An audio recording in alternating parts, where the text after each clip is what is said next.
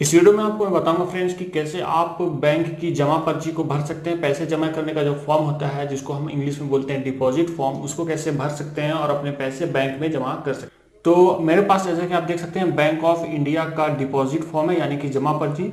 ये दो लैंग्वेजेस में जनरली होती है। ये इंग्लिश का साइड है और एक और साइड जो होता है वो हिंदी का होता है। तो मैं आपको इंग्लिश में बताऊंगा। दोनों में एक सी चीज़ें होती है, बस आपको इंग्लिश की जगह हिंदी भरना होता है अगर आप उस साइड भरते हैं तो मैं आपको यहाँ पे बताऊंगा कि आप इसको कैसे फिल कर सकते हैं, क्या क्या आपको भरना और क्या क्या आपको सावधानी बरतनी है इस फॉर्म को भरते वक्त, और कैसे आप फिर अपने पैसे को जमा कर सकते हैं। सबसे पहले इसको समझते हैं कि ये जो है ये दो पार्ट में बटा हुआ है। एक ये पार्ट जो है इस साइड का, इसको बोलते हैं कंज्यूमर कॉपी, जो आपको मिलेगी पैसे जमा होने के बाद, और ये है बैंक का कॉपी जो बैंक रखेगा। ये जो पार्ट है ये वो बैंक रखेगा आप जब पैसे जमा कर लीजिएगा तो दोनों में जब मुहर लग जाती है, पैसे जमा हो जाते हैं, तो ये पार्ट आप रख लेते हैं और ये जो पार्ट है वो आप बैंक आपका रख लेता है। तो भरते हैं। सबसे पहले आप भी किसी भी बैंक का भर सकते हैं इस वीडियो को देख के, क्योंकि सब में फॉर्मेट लगभग एक सही रहता है, बस थोड़े जगह डिफरेंट रहते हैं भरने के जो जो हमको मांगता है यहाँ पे। तो सबसे पहले हम इस साइड से शुरू करते हैं। सबसे ऊपर में आते हैं यहाँ पे आप जैसे देख सकते हैं सबसे पहले हमको भरना है ब्रांच। तो आप अपने जो बैंक का है वो ब्रांच यहाँ पे फिल कर ले, कौन से बैंक का ब्रांच है आपका।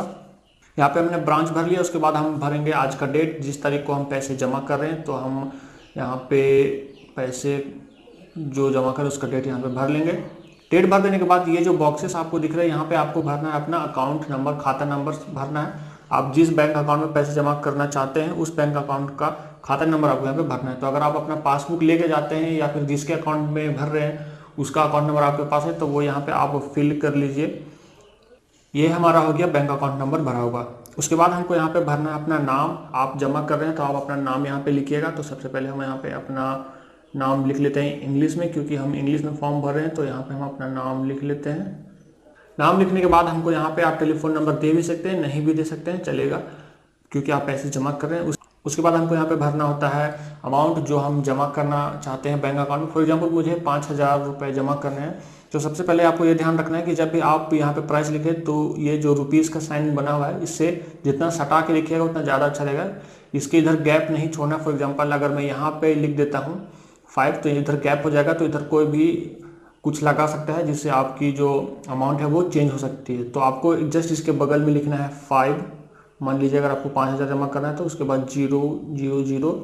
उसके बाद आपको यहाँ पे इस तरह से खुले में नहीं छोड़ना है इसको। जैसे कि आप देख सकते हैं बहुत से लोग इसको खुले में छोड़ते हैं। यहाँ पे हमको जो है ये मार्क लगा देनी है, यानी कि अब जो हमारा सेंटेंस है वो कंप्लीट हो चुका है। इसके बाद इससे देने से क्या होता है कि इसके आगे कोई डिजिट ऐड नहीं कर सकता, जिससे आपकी जो एक्चुअल अमाउंट है वो यहाँ पे रहेगी और बाद में आपके रसीद के साथ कोई छेड़खानी करके उसको उस अमाउंट को चेंज नहीं कर सकता। तो यहाँ पे हमने अमाउंट भर दिया है क्लोज करके। अब इसको कोई भी ओवरराइट नहीं कर सकता है। ये वाला जो साइन दिया गया है इसको जरूर से ध्यान रखें, इसको जरूर देना चाहिए हर जब भी आप अमाउंट भरते हैं बैंक से रिलेटेड काम में। नेक्स्ट में हमारा है रुपीज़ इन वर्ड, कितने रुपए हम जमा कर रहे हैं उसको वर्ड्स में लिखना है। तो यहाँ पे हम सिंपली लिखेंगे 5,000 रुपीज़। बहुत से लोग गलती ये करते हैं, अगर वो 1,800 रुपये जमा कर रहे हैं तो उसको लिखते हैं 1,800 रुपीज़, जबकि उसकी जगह पे आपको लिखना होता है 1,800 रुपीज़। उस टाइप से आपको लिखना होता है। तो इस तरह से आपको ध्यान रखना है कि आपको किस तरह से लिखना है। तो यहाँ पे मैं लिख लूँगा 5,000 रुपीज़। इसको भी क्लोज में हमको लिखना है। तो इंग्लिश में मैं लिख लेता हूँ 5,000 रुपीज़। लिख देने के बाद फिर से आपको ये वाला साइन देना है। तो यहाँ पे आप फिर से ऐसे खींच के ये लाइन खींच दें ताकि जो हमारा सेंटेंस है वो अब हमारा कंप्लीट हो चुका है। नेक्स्ट में हमारा ये सेक्शन आता है। अगर आप पैसे चेक के द्वारा जमा कर रहे हैं तो आपको यहाँ पे चेक नंबर लिखना होता है। अगर आप कैश जमा कर रहे हैं तो आपको इस एरिया को छोड़ देना है। सिंपली में आपको यहाँ पे अपना अमाउंट लिखना है। उसके बाद पैसे अगर 0 है तो यहाँ पे 0। उसके बाद नीचे में अगर कुछ अप्लीकेबल है तो लिखे, यानी कि अगर आप चेक नंबर के साथ और भी कुछ लिख रहे हैं तो यहाँ पे लिख सकते हैं, वरना यहाँ पे आपको सीधे लाइन खींच देनी है सीधे से नॉर्मल। उसके बाद यहाँ पे हमको लिख लेना है टोटल। तो ये हमारा हो गया और उसके बाद ये 0। तो ये जो है हमारा कंज्यूमर कॉपी हमारी तरफ पूरी तरह से फिल हो चुका है। नेक्स्ट में आते हैं जो हमारा बैंक रखेगा, जो है बैंक की कॉपी। तो ये जो बैंक की कॉपी है, सबसे पहले आपको यहाँ पे पैन नंबर देना पड़ेगा। अगर आप 50,000 से ज़्यादा का अमाउंट डिपॉजिट कर रहे हैं, जैसा कि यहाँ पे लिखा हुआ है, तो आपको यहाँ पे अपना पैन नंबर देना होगा। अगर उससे कम का है तो आपको देने की ज़रूरत नहीं है। नेक्स्ट में हम आता है कैश डिपॉजिट का विवरण, नोटों की जो संख्या है कितनी है, आपको नोट के डिटेल्स देना है। फॉर एग्जाम्पल अगर मेरे पास अगर 5000 है, उसमें से 2000 के नोट है और 2 500 के नोट है, तो सब मिला के 5000 टोटल होते हैं। तो उसको हम कैसे लिखेंगे, 2000 के 2 नोट, तो यहाँ पे हम लिखेंगे नंबर्स के नीचे 2, और मेरे पास है 500 के 2 नोट, तो यहाँ पे मैं लिखूंगा 2। उसी तरह से जितना भी आप कैश लेके जा रहे हैं उसको देख ले कि कितने का नोट है, कितने प्राइस का कितने का नोट है। तो यहाँ पे हम जैसे कि देख सकते हैं 2000 इंटू 2 हो गए हमारे 4000 रुपीज़ 2000 से। उसके बाद 500 इंटू 2 यानी कि 1000 रुपीज़, तो यहाँ पे हमारे 1000 रुपये हो गए 500 के नोट से। तो ये हमने नोट का अपना विवरण दे दिया। पैसे में अगर हम 00 लगा देते हैं, अगर पैसे नहीं है तो।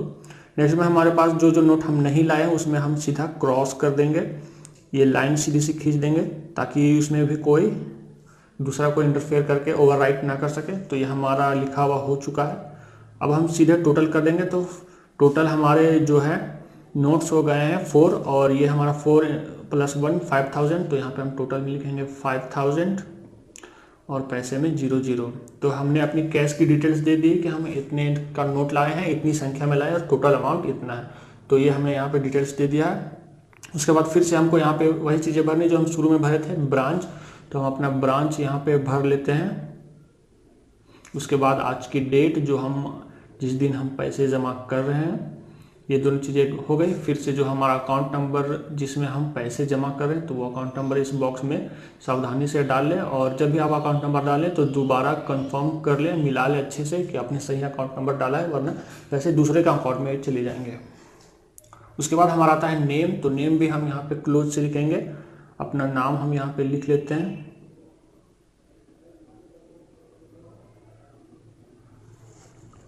उसके बाद आप टेलीफोन नंबर दे सकते हैं, नहीं भी दे सकते हैं। नेक्स्ट में हमारा था अमाउंट। तो अमाउंट हमको उसी तरह लिखना है, ये रुपीज़ का आइकन है बिल्कुल क्लोज। तो यहाँ पे हम लिखेंगे वो लेटर्स में, तो यहाँ पे हम लिखेंगे नंबर्स में। उसके बाद फिर से वही हमको देना है। तो इस तरह से हमारा जो है अमाउंट कंप्लीट हो गया, सेंटेंस कंप्लीट हो गया है। और ये जो चिन्ह है आपको हमेशा देना है। अगर आप बैंक में कभी भी आप अमाउंट भरते हैं तो ये चीज़ आपको ज़रूर देनी होगी। और उसके बाद रुपीज़ इन वर्ड, तो फिर से हम लिखेंगे 5000 रुपीज़। और आपको कैसे लिखना है वो मैंने पहले बता चुका हूँ। अगर आप ले जाते हैं 1800 रुपये तो आपको लिखना है 1800 रुपीज़, ना कि 1800 रुपीज़। तो इस तरह से आपको भरना है, और भरने वक्त सावधानी बरतनी है। तो हमने रुपीज़ इन वर्ड लिख लिया। उसके बाद ये जो है लाइन्स खींच दिए ताकि आगे कोई ओवरराइट नहीं कर सके, यानी कि हमने लगभग पूरा अपना फॉर्म जो है वो कंप्लीट कर लिया है। अब यहाँ पे अगर आप चेक से भर रहे हैं तो वही चीज़ जो आपने यहाँ पे भरी थी, तो वो सेम चीज़ आपको यहाँ पे भर लेनी है। तो यहाँ पे हम वो चीज़ भर लेते हैं। उसके बाद लंबी लाइन खींच लेते हैं जो अप्लीकेबल नहीं है। उसके बाद हम टोटल अमाउंट जोड़ लेते हैं, और ये 00। तो यहाँ तक हमारा हो गया है। उसके बाद आपको क्या करना है, यहाँ पे अपना साइन देना है, साइन सिग्नेचर ऑफ डिपॉजिटर। तो यहाँ पे खुद अपना सिग्नेचर कर दे इस जगह पे, तो आप अपना साइन यहाँ पे कर दें। तो ये जो है हमारा डिपॉजिट फॉर्म भर चुका है। जैसे कि आप देख सकते हैं यहाँ पे हमने अलग अलग जो डिटेल्स थी वो भर दी है, और ये हमारा फॉर्म कंप्लीट हो गया। उसके बाद आपको क्या करना है, पैसे ले लेने हैं और जाके काउंटर में इस फॉर्म को उस पैसे के साथ दे देना है, और आपके पैसे जमा हो जाएंगे। उसके बाद जो है बैंक में आपका जो कैशियर है वो यहाँ पे एक मुहर देगा, और यहाँ पे एक मुहर देगा, और ये कॉपी आपके पास रहेगी, ये कॉपी बैंक के पास रहेगी, और आपके बैंक अकाउंट में पैसे जमा हो जाएंगे। तो ये होता है पूरा प्रोसेस बैंक में पैसे जमा करने का डिपॉजिट फॉर्म के जरिए। उम्मीद करता हूँ सीख गएंगे, समझ गएंगे, और वीडियो आपके काम की होगी कि कैसे आप बैंक में डिपॉजिट फॉर्म भर सकते हैं, जमा पर्ची भर सकते हैं, और पैसे जमा कर सकते हैं। अगर ये वीडियो आपके काम की रह गई तो इसे लाइक कर दीजिए, शेयर कर दीजिए अपने दोस्तों के साथ फेसबुक व्हाट्सएप ग्रुप में, और ऐसे ही मददगार वीडियो मैं आपके लिए लाता रहूँगा। तो मेरे चैनल को सब्सक्राइब करके बेल आइकन को क्लिक कर देगा, ताकि नई वीडियो में लाऊंगा तो आपको पता चल जाएगा। फिलहाल कहते हैं फ्रेंड्स, मिलता हूँ अगली वीडियो में, तब तक के लिए बाय।